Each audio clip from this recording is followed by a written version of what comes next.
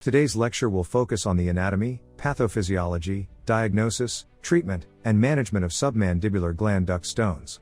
Submandibular gland duct stones, also known as silolithiasis, occur when calcified deposits obstruct the ducts that carry saliva from the submandibular salivary gland. This condition can cause significant discomfort, pain, and swelling in the affected individuals.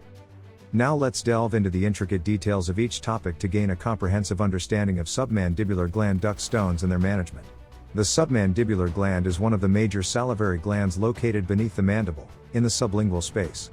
It consists of both superficial and deep lobes, with the superficial lobe positioned anteriorly and the deep lobe located posteriorly. Innervation of the submandibular gland is typically provided by the submandibular ganglion, which receives parasympathetic fibers from the facial nerve, CN7. Additionally, sympathetic innervation may also exert some influence on the submandibular gland.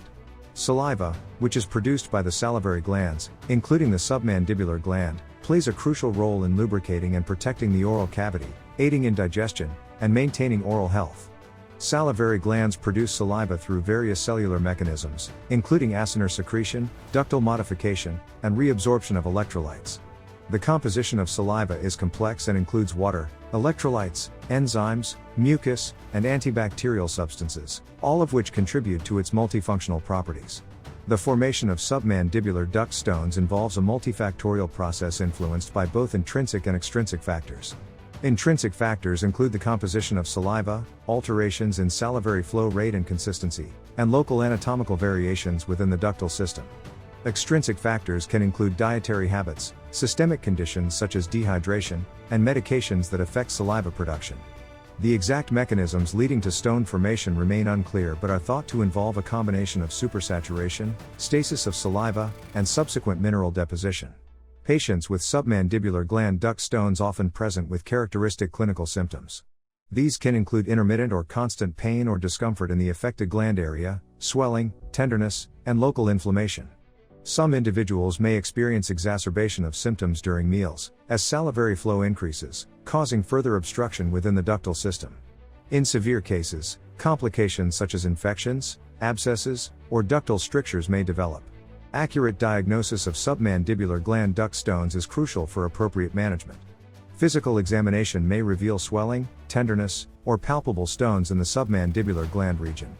However, imaging techniques such as ultrasound, computed tomography, CT, magnetic resonance scilography, MISS, and silendoscopy play integral roles in confirming the diagnosis, localizing the stones, assessing ductal integrity, and evaluating associated complications. Submandibular gland duct stones must be differentiated from other salivary gland pathologies that can present with similar symptoms. These include sialadenitis, inflammation of the salivary gland, sialadenosis, non-inflammatory salivary gland enlargement, salivary gland tumors, and other obstructive causes such as strictures or tumors within the ductal system. A thorough patient history, comprehensive physical examination, and appropriate imaging techniques aid in establishing an accurate differential diagnosis. In select cases, non-surgical management may be attempted to treat submandibular gland duct stones. Strategies such as hydration therapy, warm compresses over the affected area, and gland massage can promote salivary flow, facilitate stone passage, and provide symptomatic relief. These conservative measures are often recommended as initial treatment options, especially for small or asymptomatic stones. When conservative management fails or is deemed inappropriate, surgical interventions become necessary for the removal of submandibular gland duct stones. Siloendoscopy, a minimally invasive procedure, allows direct visualization and retrieval of stones using specialized endoscopic equipment. Alternatively, lithotripsy techniques, such as extracorporeal shock wave lithotripsy, ESWL, intraductal laser lithotripsy, or mechanical fragmentation, may be employed. In rare cases, when the stone cannot be reached or is associated with complications, surgical excision of the affected submandibular gland may be considered. While submandibular gland duct stones can be managed effectively, they do carry potential complications. Infections, including acute suppurative sialadenitis, and abscess formation can occur if stones obstruct salivary flow and allow bacterial overgrowth. Additionally, prolonged obstruction or chronic inflammation can lead to the development of ductal strictures, which may require additional surgical interventions for resolution. After successful treatment of submandibular gland duct stones, appropriate follow-up care is essential to monitor for recurrent stone formation, complications, and overall salivary gland health. Regular clinical examinations and imaging studies may be prescribed to ensure optimal outcomes and prevent future episodes. With appropriate management, the long-term prognosis for patients with submandibular gland duct stones is generally favorable. Continual advancements in medical technology and therapeutic approaches have expanded the management options for submandibular gland duct stones.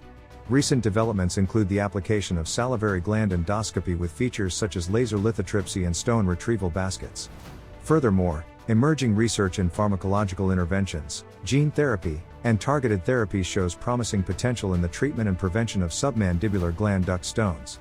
To enhance our understanding of the clinical management of submandibular gland duct stones, we will review a series of real-life case studies. These cases will highlight the challenges faced by healthcare professionals in diagnosing, treating, and managing diverse presentations of submandibular gland duct stones. By analyzing these cases, we will deepen our knowledge and refine our clinical decision-making skills. In conclusion, healthcare professionals must have a thorough understanding of submandibular gland duct stones. By utilizing a combination of non-surgical and surgical approaches tailored to each patient, optimal management and improved outcomes can be achieved.